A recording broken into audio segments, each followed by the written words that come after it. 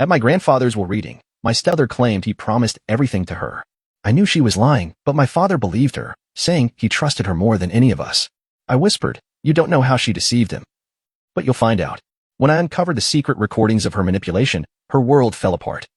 I never thought my life would turn into something you'd see in a courtroom drama. But here we are.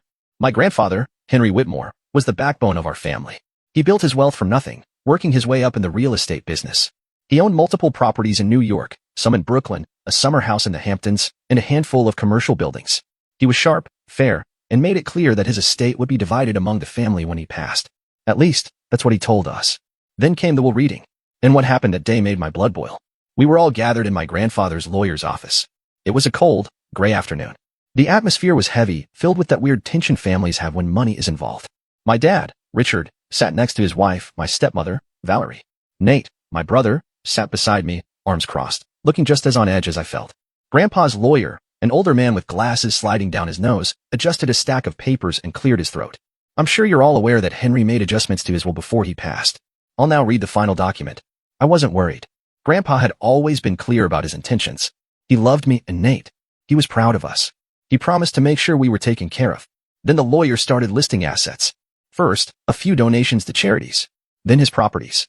To my beloved grandson and granddaughter, Nate and me, I leave silence. He moved to the next section without mentioning us again. I felt my stomach drop. Then the lawyer said, the remaining estate, including all properties, bank accounts, and investments, will go to Valerie Whitmore.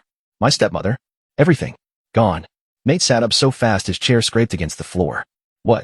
I couldn't speak. My father, on the other hand, turned to Valerie with this look, admiration, like he was proud of her.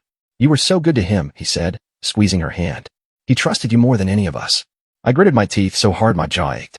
Valerie did her best performance, fake tears and all. I didn't expect this. Henry told me he wanted me to handle everything, but I thought he meant overseeing things, not, she trailed off, pretending to be overwhelmed. Liar. I knew for a fact that my grandfather wouldn't have cut me and Nate out like that. So I leaned in, just enough for my father to hear, and whispered, you don't know how she deceived him, but you'll find out. And I meant it. That night, I couldn't sleep. The will made no sense. Grandpa was careful with money, almost obsessively so. He planned everything down to the smallest detail. And he never trusted anyone blindly, especially not Valerie. I kept replaying our last conversation. 3 weeks before he passed, Grandpa had told me, your father's wife. I don't know what to think of her. She's always hovering. But don't worry, I'll make sure things are fair. So why the hell would he leave everything to her? I spent the next day digging. I went through old emails, searched through the few documents I had access to. Nothing. Then I remembered something. Grandpa had cameras in his house. He had them installed years ago, mostly for security. There were cameras in his office, his living room, and even his back patio. And they were cloud-based, automatically backed up. I logged into his account, my hands shaking. I knew my grandfather. He wasn't the type to just sit back and let someone manipulate him. If something shady happened, there would be proof. It didn't take long before I found something. The moment I saw the first clip, I felt sick. My hands trembled as I clicked on the first video. It was dated about a month before Grandpa passed. The camera was positioned in his study, angled toward his desk. The footage wasn't perfect, grainy in some parts, but the audio was crystal clear. I watched as my grandfather sat in his chair, flipping through a stack of papers. Then Valerie walked in. She was wearing one of her designer dresses, the kind she always insisted Grandpa gift her for her so-called devotion. She leaned against his desk, smiling too wide. Henry, I really think we should talk about your will again, she said. He sighed. I've already told you. I'm leaving everything to my family. My grandkids will get what's fair. She tilted her head. But your son trusts me to handle things. Wouldn't it be easier if you just named me the executor? Less confusion, less stress for everyone. Grandpa shook his head. Richard might trust you, but that's not how this works. Her smile faltered for just a second before she forced it back. You know I only want what's best for you, right? She reached for his hand, patting it like he was a child. I've been taking care of everything for you. Doctors, bills, groceries. I make sure your house is in order. No one else does that, Henry. His face darkened. I never asked you to. That was the first crack in her act. But what she said next made my stomach turn. Well, I just worry, she sighed dramatically. You forget things sometimes. The other day, you couldn't even remember where you put your bank book. I had to find it for you. She lowered her voice. I'd hate for people to think you're slipping. I froze. That sneaky, manipulative, she was gaslighting him, making him doubt himself, laying the groundwork to convince him that he was too forgetful to handle his own affairs. I scrubbed forward through the footage. Over the next few days, I saw the same pattern. Valerie hovering, smiling, making small, cutting remarks about Grandpa's memory, offering to help with paperwork, always pushing, always manipulating. Then, A video from 2 weeks before he passed made my blood run cold. Grandpa sat in his chair, looking exhausted. His breathing was heavier than usual. A legal document was in front of him. Valerie was right there beside him, flipping through the pages. I already wrote down what you wanted, she said sweetly. All you need to do is sign. Grandpa rubbed his temple. This doesn't look like it's exactly what we discussed, she interrupted. Remember? You wanted to make sure I could handle everything smoothly. This will just make it official. I could hear the hesitation in his voice. I don't know. She crouched next to him, gripping his hand. Henry, she whispered. I've taken care of you. I've been here every single day. I've done everything for you. And your family? Where were they? I wanted to scream at the screen. We were there. I was there. I visited him every week. Nate called him constantly. But Valerie was controlling everything, making sure we weren't around when she worked her manipulation. I don't know, Grandpa mumbled again, looking down at the paper. Valerie let out a soft, almost pitying laugh. You're tired, that's all. Just sign, Henry. You trust me, don't you? And then he signed. I wanted to throw my laptop across the room. She tricked him, lied to him, convinced him he was too forgetful to make his own choices. I couldn't sit on this. I needed to act. The next morning, I called my brother. Nate, I have proof, I said, my voice shaking. He came over immediately, and I showed him the recordings. We sat in silence, staring at the screen as we watched our grandfather being manipulated, tricked, and pressured into handing over everything. Nate exhaled sharply. We need to take this to Dad. I hesitated. You know he'll take her side. Our father had always been blind when it came to Valerie. She had him wrapped around her finger. But this wasn't just about Dad being an idiot. This was fraud. We'll make him listen, Nate said. I wasn't convinced, but I agreed. So we waited until dinner that night. My father had invited us over, probably hoping we'd play nice now that Valerie had won. The moment we sat down, I pulled out my laptop. I need you to see something, I said, my voice cold. Valerie looked up from her glass of wine, feigning confusion. Oh, what's that? I pressed play. The room was silent except for the sound of Grandpa's voice. The manipulation. The pressure. The moment he hesitated, the moment she forced him to sign. My father's expression didn't change at first. But then, as the minutes dragged on, I saw something crack in him. A flicker of doubt. Valerie's face, on the other hand, drained of all color. She knew. She knew she was caught. But then, instead of looking ashamed, she did something that made my stomach twist. She smiled. A slow, cold, knowing smile. And then she leaned back in her chair and said, well, this is inconvenient. I realized, in that moment, that this wasn't over. Not even close. I expected her to deny it. To cry, to make excuses, to pretend she was the victim. Instead, she just sat there, swirling her wine like we weren't holding undeniable proof of her lies. Well, she repeated, her voice smooth, too controlled. This is inconvenient. Nate stiffened beside me. That's all you have to say? My father hadn't spoken. He was still staring at the screen, his mouth slightly open, as if his brain couldn't fully process what he had just heard. Valerie sighed, setting her glass down. All right, let's skip the dramatics. She turned to my father, placing a gentle hand on his. Richard, sweetheart, you know Henry wasn't doing well near the end. He was confused. He told me over and over again that he wanted me to handle things. My father blinked, shaking his head slightly, like he was waking up from a fog. I don't know. I wasn't about to let her get in his head again. Are you serious, Dad? I snapped. You heard him. He didn't even recognize the document she gave him. She tricked him into signing it. Valerie tilted her head, giving me a condescending look. Oh, honey, do you have any idea how often Henry lost things? How often he forgot what he had discussed? I was doing him a favor by making sure his real wishes were honored. Nate let out a harsh laugh. His real wishes, right? The ones that just so happened to give you everything. Valerie's mask cracked for just a second. A flicker of something cold flashed in her eyes before she covered it with another fake smile. Let's be honest here, she said, tapping a manicured nail against the table. You two never really cared about him. Not the way I did. You visited once in a while, sure. But who was there every single day?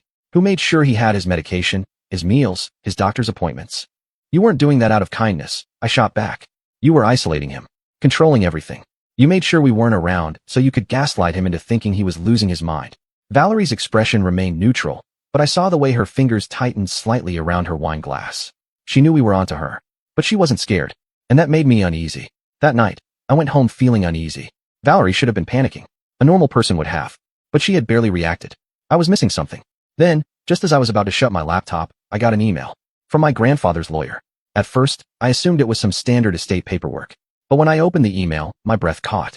It was a copy of a second will, one that completely contradicted the one we had heard at the reading. This version was dated 6 months before Grandpa passed. In it, he had left his estate to be split equally between me, Nate, and our father. Valerie wasn't even mentioned outside of a small thank you note for her help. I stared at the document, my heart pounding. If this was real, then the will Valerie used was a fake. I called Nate immediately.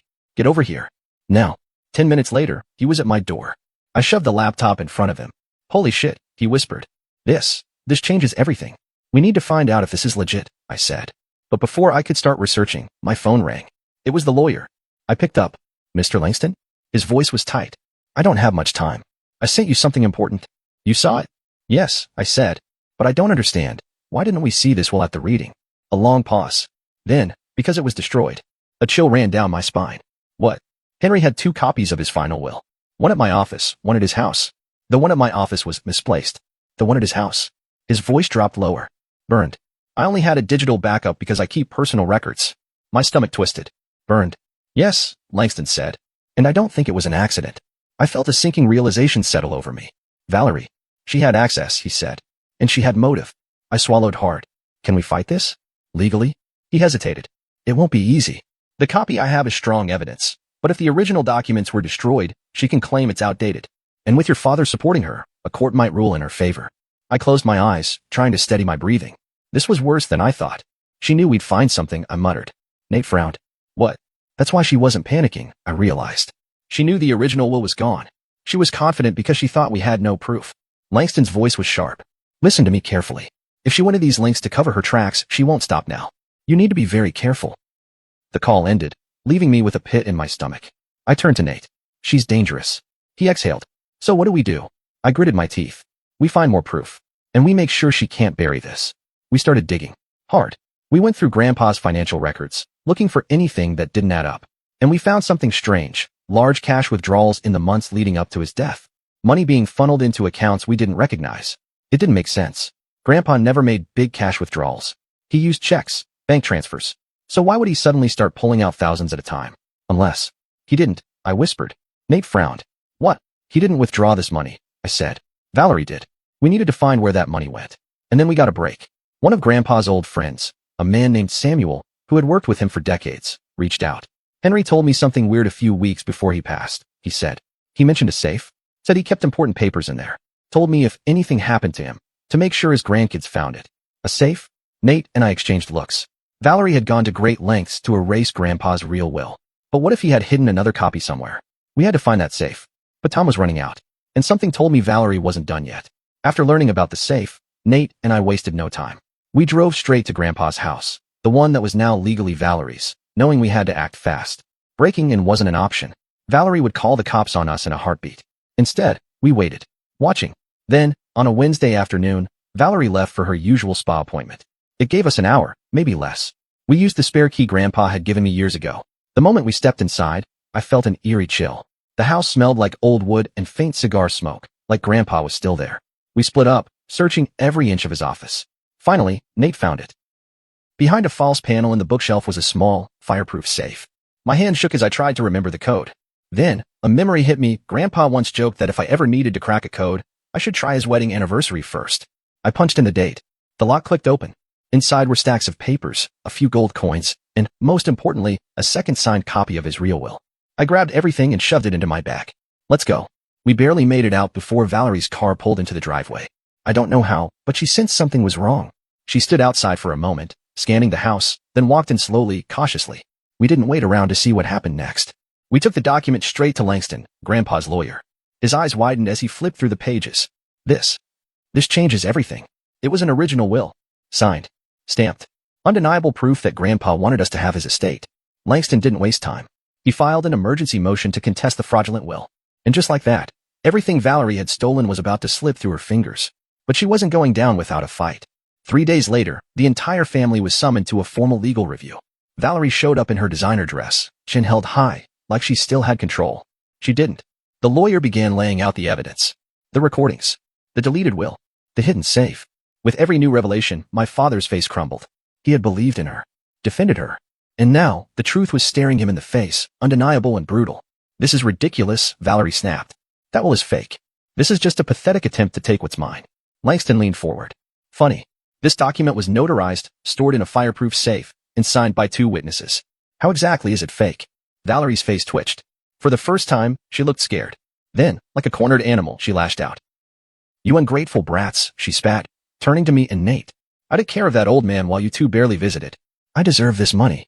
I earned it. Silence. Then, my father, who had sat frozen through the entire meeting, finally spoke. Did you manipulate him? His voice was barely above a whisper. Valerie scoffed. Oh, grow up, Richard.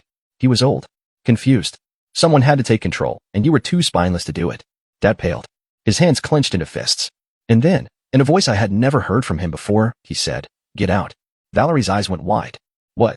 I said, get out. For the first time, she realized she had lost. Valerie tried to fight the ruling. She hired lawyers, spun lies, even tried to play the victim in court. It didn't work. The judge ruled in our favor. Grandpa's real will was reinstated. Every penny, every property, every asset was stripped from her name and returned to the rightful heirs. As for my father, he was broken. For weeks, he barely spoke. When he finally did, he just kept saying, I didn't see it. I didn't see any of it. I wanted to hate him. But deep down, I knew that wasn't the answer. He had been manipulated too. Valerie had played him like a puppet, just like she did with Grandpa. One day, he called me. His voice was hoarse. She's gone, he said. What do you mean? She moved out. I filed for divorce. I didn't say anything for a long time. Then I asked, do you regret it? There was a long pause. I regret not believing you sooner. I knew that was as close to an apology as I was going to get. Valerie disappeared after that. From what I heard, she tried to move on to some new rich widower, but word got around fast. Her reputation was ruined. Nate and I finally got what Grandpa wanted for us. But the money didn't feel as satisfying as I thought it would. The real victory? Knowing we stopped her. Grandpa trusted us, even when everyone else fell for Valerie's act. And in the end, we honored that trust. And as for my father? He's trying. He's still healing. We all are. But one thing is certain, we'll never let anyone like Valerie into our lives again.